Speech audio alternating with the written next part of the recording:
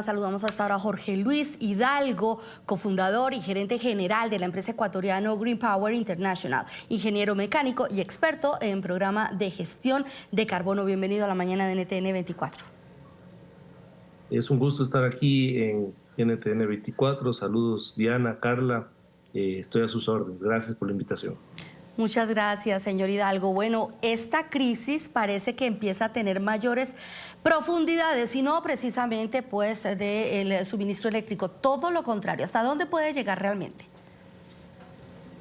Bueno, primero no es un tema de que Colombia no nos ha querido vender electricidad por un tema político, sino más bien porque también tiene sus propias necesidades y el gobierno colombiano tiene que preocuparse sobre su población. Entonces, eso vale la pena destacar. De hecho, cuando nos han podido vender electricidad desde Colombia, han estado bastante contentos de vendernos, porque el costo de electricidad que nos han vendido ha estado por sobre los 21, 25, 60, hasta 64 centavos el kilovatio hora. Eso evidentemente es un gran negocio.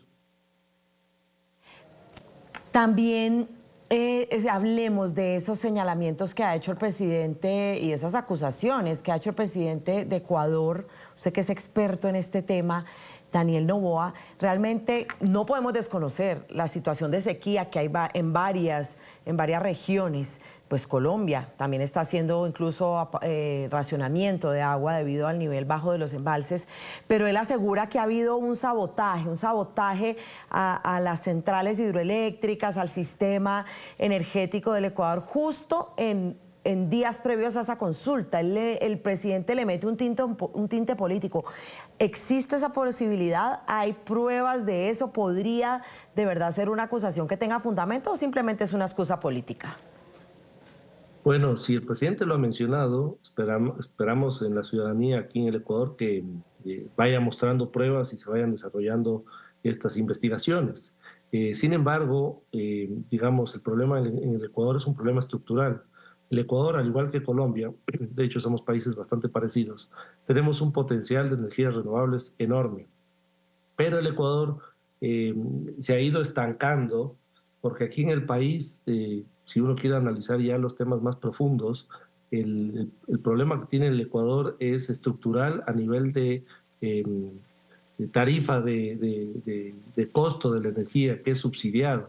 Fíjese usted que mientras en Colombia, por ejemplo, se asignan todos los costos y hay una muy buena participación del sector privado, en el Ecuador el costo de inversión, es decir, la amortización de inversiones o la recuperación de inversiones, no se la contabiliza para generar obviamente la tarifa. Entonces, en ese sentido, ya tenemos un pecado original, que es que la recolección de tarifa de electricidad apenas nos alcanza para mantenimiento y operaciones. A partir de ahí, por este pecado original, nosotros nos damos el lujo, por ejemplo, de subsidiar a las grandes empresas mineras en el país, que les vendemos a solo 5 centavos el kilovatio hora. Esto evidentemente en Colombia, Perú, en otros países sería un disparate. Nadie va a vender tan barata la electricidad. Y cuando exportamos la energía a Colombia, mientras en Colombia, para dar un ejemplo, el año pasado nos vendió cerca de 1.200, 1.300 gigavatios. Y en promedio de electricidad, el costo de electricidad nos vendió a 21 punto algo centavos el kilovatio hora. El Ecuador también ha podido exportar a Colombia y son transacciones que son bastante normales, ¿cierto? De costo, digamos, de oportunidad.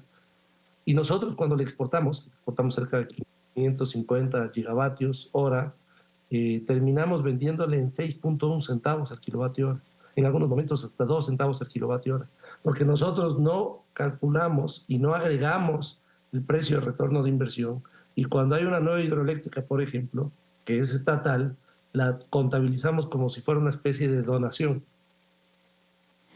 Señor Hidalgo, esta situación empezó a tomar unos tintes más graves desde aproximadamente septiembre-octubre del 2023. El presidente también ha sugerido que esto tiene mucho que ver, digamos, con un accionar poco ético o corrupto quizás, y que ha llegado hasta este punto. ¿Qué tanto ha jugado el papel de la corrupción, como dice el presidente? eh, pero de manera estructural. O sea, no se le puede Sí. culpar al gobierno, y esto quiero ser muy enfático, Ujú. apenas 4 o 5 meses, y los problemas estructurales llevan bastantes años ya, y no, sino décadas. Y, por ejemplo, en relación a lo que menciona el presidente, el Ecuador tiene, y esto sí lo digo a título personal, sufre de un status quo de los importadores de combustibles en el país, que en cierta forma se han consolidado y no permiten, hacen todos los esfuerzos para que se boicoteen procesos de producción nacional. Fíjese usted que Colombia, que está con desafíos hídricos también, la compensación que ha hecho la generación térmica, que hoy por hoy está por los 33-35%, ha permitido que Colombia no incurra en temas de racionamientos. Es decir, hay una participación termoeléctrica bastante agresiva que les ha protegido de posibles racionamientos, y predominantemente gas natural. Mientras Colombia está produciendo, me parece que ha bajado, pero ha producido 1.300 millones de pies cúbicos de gas natural al día, con muy buenas inversiones en temas de gas. En Ecuador tenemos solo una producción de 20 millones de pies cúbicos, que es absolutamente precaria, y no se ha desarrollado, pese a que somos un país netamente petrolero, con un potencial evidentemente muy robusto de gas natural, pero el Ecuador termina importando combustibles.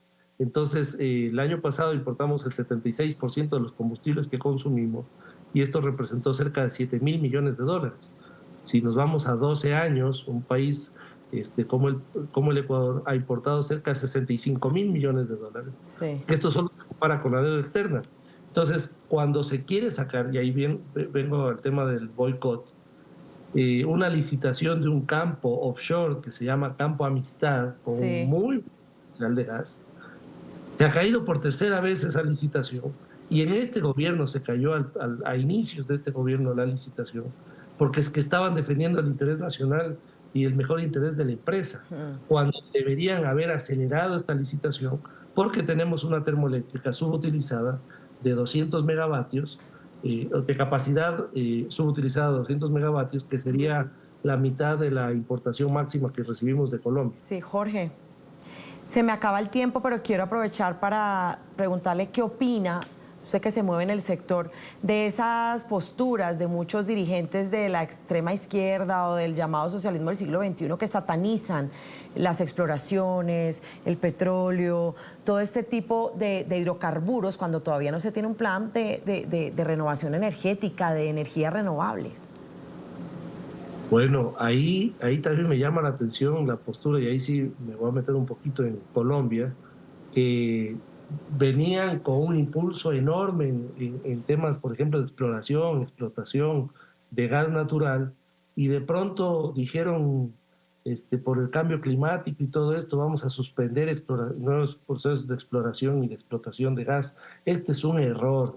Nuestros países tienen que buscar de forma permanente, no como un objetivo de corto plazo, sino de forma permanente, una estrategia de seguridad energética nacional. Y esta es la diferencia hoy entre Colombia y Ecuador, aunque Colombia está importando algo de gas natural. Al final del día, exponerse a los exportadores hace que uno no controle ciertas variables, y obviamente se le disparen los costos. Fíjese que el Ecuador, la mayoría de sus termoeléctricas hoy por hoy son a diésel, y además diésel importado y además subsidiado. Estamos absolutamente expuestos al vaivén de los exportadores, y obviamente sufrimos esta clase de bloqueos escondidos que nadie sabe por qué, de que se desarrollen procesos de producción nacional. Entonces, a los amigos ambientalistas, a los amigos de extrema izquierda, que tengo muy buenos amigos también, y los respeto, le hacemos un daño al país con esto, a los países, en este caso Colombia y Ecuador. Me habla, se me va la onda, Pacho. Al señor Jorge Luis Hidalgo, cofundador y gerente general de la empresa ecuatoriana Green Power International, ingeniero mecánico y experto en programa de gestión de carbono. Muchísimas gracias por estos minutos que nos ha dado para entender esta situación aquí en el programa La Mañana de NTN 24. Hasta una próxima. Encantado, muchas gracias por la invitación. Ha sido un gusto. El anuncio del presidente Daniel Noboa se dio después de que Colombia dejara de exportar energía a Ecuador. Según el gobierno de Gustavo Petro, adoptó la medida por la sequía que azota el territorio colombiano, lo que tiene los embalses de agua en niveles críticos y podría obligar a un racionamiento de energía. Siento mucho por el pueblo ecuatoriano que comience el racionamiento eléctrico en su país. Mi compromiso con el presidente Lasso fue proveer el servicio hasta que no se pusiera en peligro la misma estabilidad eléctrica de Colombia. Por su parte, el ministro de Minas y Energía de Colombia, Andrés Camacho, dijo que el país no está exportando energía, pues de hecho limitó este mecanismo desde más o menos de marzo, y aunque se pensaba en un racionamiento de energía en un principio, por el momento está en pausa. El gobierno ha dicho que no es una posibilidad, pero los niveles de los embalses están muy críticos. En Semana Santa nosotros limitamos la exportación de energía a Ecuador. En este momento no estamos exportando energía porque tenemos toda la térmica en su máximo potencial de generación, así que todas las medidas se han venido adoptando, tanto renovables, térmica, el potencial de generación con plantas hidráulicas está también a disposición en estos días, y por supuesto pues lo que podamos hacer con la gestión de la demanda. El ministro colombiano además afirmó que según el Instituto de Hidrología Meteorológica y Estudios Ambientales, IDEAM, se prevén lluvias en lo que queda de esta semana.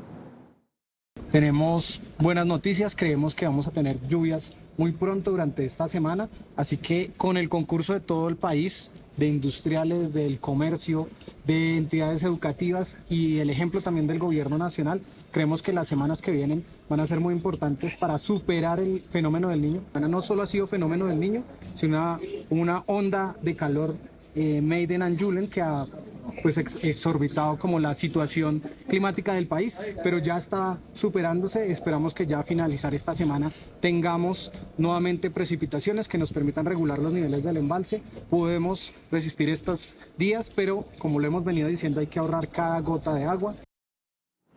Y saludamos a esta hora a Tomás González, exministro de Minas y Energía, además director del Centro Regional de Estudios de Energía. Bienvenido a la mañana de NTN 24, exministro González.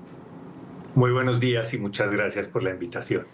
Pues, exministro, escucha uno al actual ministro del gobierno de Gustavo Petro y uno más o menos me sumo a declaraciones que usted ha hecho ya, y es que nos tenemos que pegar de San Antonio, de la Camándula, hacer cualquier ritual a la Pachamama para rezar que haya lluvia y evitar un inminente racionamiento en Colombia. Es decir, dependemos de la amabilidad de la naturaleza y de Dios, por decirlo de alguna manera. Los niños siempre ponen presión sobre un sistema que genera con agua, porque en los niños no llueve y entonces hay menos agua para generar electricidad. El problema esta vez es que nos hemos descuidado y hemos dejado llegar todo al límite, al borde del precipicio, y estamos en una situación muy difícil. Mire que del mismo gobierno nos habían dicho que cuando terminó marzo, que en abril ya iba a empezar a llover, y no lo ha hecho. Y la razón es porque el clima tiene una impredecibilidad que es grande y una variabilidad que es grande. Entonces, lastimosamente, nos dejamos coger la noche y estamos ahora, como usted bien lo dice, dependiendo muchísimo de la suerte para que podamos salir de esto bien. Exministro, nosotros los colombianos ya tuvimos un episodio que nos marcó prácticamente, y fue aquella llamada hora Gaviria, donde llegamos de racionamientos diarios de incluso 6 horas. Parece que desafortunadamente es inminente que se repita la situación, y como usted bien lo dice, quizás es falta de previsión, porque pues sabemos que hay unas circunstancias meteorológicas, pero después de haber pasado por ese capítulo hace ya 30 años, pues quizás se habría podido tomar algún tipo de medida paralela. El país aprendió mucho del racionamiento del 91-92 que usted menciona, que fue muy traumático para todos los colombianos porque fueron muchos meses con muchas horas de cortes de luz, y eso le cuesta mucho a la economía, a todo. Mejor dicho, eso fue una experiencia que nos marcó a todos, y el país dijo: esto no vuelve a pasar.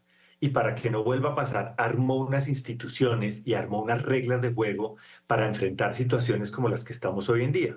Y de hecho, fíjense que hemos tenido niños más duros como el del 15-16, en el que no nos apagamos, en el que el sistema y las reformas y lo que construimos mostró toda su bondad. ¿De qué va a depender lo que pase finalmente en este tema? De tres cosas. Lo primero es que tenemos las plantas térmicas, las que generan con carbón y gas, a tope, entregando toda la energía que pueden entregar. Entonces, la primera cosa de la que dependemos es que no se nos vaya a dañar ninguna planta de esas, no vayamos a tener problemas. Segundo, necesitamos que empiece a llover. Dependemos de que empiece a llover porque los embalses están muy bajitos. Eso no lo controlamos y estamos haciendo la fuerza de la que hemos hablado. Y en tercer lugar, depende de qué tan grande sea el consumo.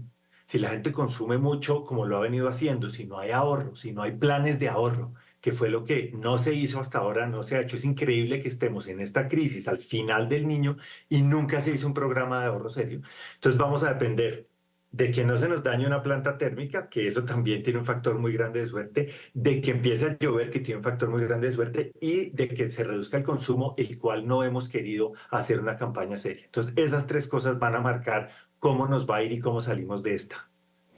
Ministro, lo voy a sacar de Colombia para hablar de precisamente ese anuncio que hizo el presidente Gustavo Petro y que ya se venía limitando esa exportación de energía a Ecuador desde marzo, en Semana Santa, y ahora definitivamente suspende por la situación que estamos viviendo en Colombia con los embalses. Pero no puedo dejar de preguntarle si definitivamente esto es porque así tenía que ser, porque es lo más lógico, o tiene algún tinte político referente a... Todo tiene que ver, la economía y la política están ligadas, frente a esa postura que ha tenido el presidente Gustavo Petro en esa situación de Ecuador con México, por lo del asilo al exvicepresidente Jorge Glass, porque es que Gustavo Petro dijo que Ecuador estaba al mismo nivel de Israel, que eran genocidas. Mire, los números creo que son muy elocuentes. Las exportaciones de Ecuador que hemos venido teniendo a lo largo de estas semanas y de estos últimos meses, que ha sido la fase más dura del niño, hemos llegado a exportar diariamente el 3% de la energía, de pronto un poco más que consumimos. Entonces, si usted acumula esas exportaciones en el agregado, nos han hecho que se gaste más energía y se bajen mucho los embalses. ¿Tiene sentido parar las exportaciones? Tiene sentido porque debemos darle prioridad a la demanda nacional. Es una situación difícil porque eso le hace a ellos más difícil atender su demanda, pero es lo que hay que hacer en situaciones como esta. Nosotros entenderíamos si fuera al revés. Ya sobre las motivaciones, no quiero pronunciarme, ese no es mi campo de análisis, pero lo que sí es claro es que las exportaciones son una fuente de consumo de energía que en este momento no nos podemos permitir. Lo cierto, exministro, es que en este momento los colombianos están muy preocupados por el escenario que viene. Usted lo explicaba al comienzo de esta conexión y parece inevitable. Hablábamos también de la lección que nos dejó la crisis del 91. ¿Qué se puede entonces esperar si de esta que se nos avecina tampoco se aprende nada? Pues el país tendrá que decidir qué hace de lo que pase con esta situación, porque sea que tengamos cortes o sea que pasemos raspando y con la suerte de nuestro lado, cualquiera que sean los dos resultados de esta crisis, tenemos que sentarnos a pensar por qué nos dejamos exponer tanto, por qué nos demoramos tanto en tomar las decisiones que se estaban pidiendo desde finales del año pasado, por qué se tuvo una comisión de regulación, que es el órgano más importante para atender situaciones como esta, por qué se tuvo sin comisionados nombrados y sin poder operar la mayor parte de esta crisis. Todas esas son cosas que tenemos que sentarnos a pensar si quiere uno exponerse más a una situación difícil o si puede prepararse para que no tenga que sufrir y exponer a la gente a las cosas que les estamos exponiendo hoy. Esa preocupación que hay también en Colombia con esa cercanía y esos negocios que plantea hacer el presidente Gustavo Petro con Venezuela, con PDVSA, esa asociación que se quiere entre PDVSA, que es la petrolera de Venezuela, con Ecopetrol, que es la petrolera colombiana, y esas relaciones de traer el gas, del petróleo, eso preocupa mucho en Colombia y en la región. Pues es cierto, la gran preocupación es que tenemos ya unos faltantes de gas que son muy concretos. El presidente de Ecopetrol hace unas semanas anunció que el próximo año vamos a tener un faltante de gas del 18%. Eso es más o menos lo que consumen los hogares de Colombia. De hecho, es un poquito más de lo que consumen los hogares de Colombia. Y si vamos a ir a buscarlos a Venezuela, tenemos que tener la certeza de que ese gas va a llegar y va a llegar para quedarse. Acuérdese de lo que le pasó a los europeos cuando se sentaron confiados en que los rusos iban a tener una buena oferta de gas para siempre y barato y cómo les fue. Entonces es mala idea depender de una sola fuente, sobre todo una fuente que tiene tantos inconvenientes políticos, que está sujeta de sanciones, cuya operación no es la más limpia a este gobierno que le preocupa tanto los temas ambientales. La operación de PDVSA tiene una muy mala huella ambiental. Y nos vamos a exponer a quedar dependiendo de una sola fuente que si las cosas no salen bien entre los países, pues lo podemos lamentar. Entonces uno tiene que pensar muy bien si se mete en una fuente con la que no tiene un gran nivel de certidumbre y si quiere exponer a la demanda o no. Y si más bien se dedica a desarrollar el gas que tiene y las señales que han sido tan ambivalentes del gobierno para el desarrollo del gas deberían ser más bien vamos con nuestro propio gas que sí paga regalías, que se genera más empleo, que se genera más impuestos que un gas importado.